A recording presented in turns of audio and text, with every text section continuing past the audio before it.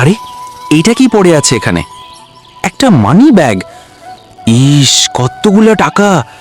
ID কার্ডটাও তো ভেতরেই আছে। নির্ঘাত কি খুব বিপদে পড়ছেন।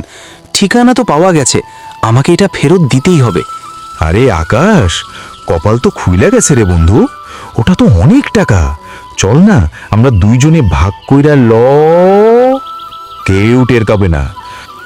না রাতুল, অন্যের টাকায় কখনো সুখ আসে না রে। আমি এটা মালিকের কাছেই পৌঁছে দেব।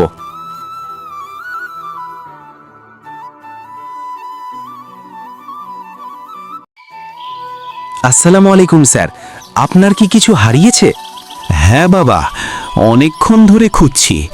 আমার মানি ব্যাগটা পাচ্ছিলাম না। ওটাতে আমার খুব জরুরি কিছু কাগজপত্র ছিল গো। যাক বাবা, সব ঠিক আছে। কিন্তু শোনো খোকন, তুমি চাইলে তো এটা লুকায় রাখতে পারতে।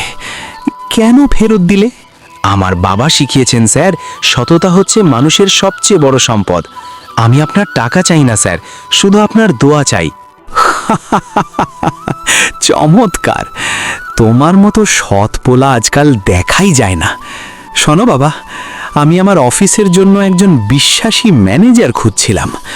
তুমি কি আমার সাথে কাজ করবা? আমি? কিন্তু স্যার, আমি তো সাধারণ একজন মানুষ।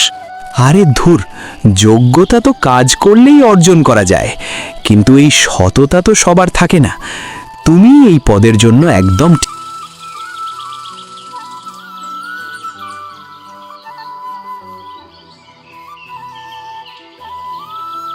তো সেদিন আমি আসলে ভুল ছিলাম রে। তোর এই সততাই আজ তোকে এই বড় চেয়ারে বসাইছে। ঠিক বলেছিস বন্ধু, শর্টকাটে বড়লোক হবার চেয়ে সৎ পথে থাকাই আসল শান্তি।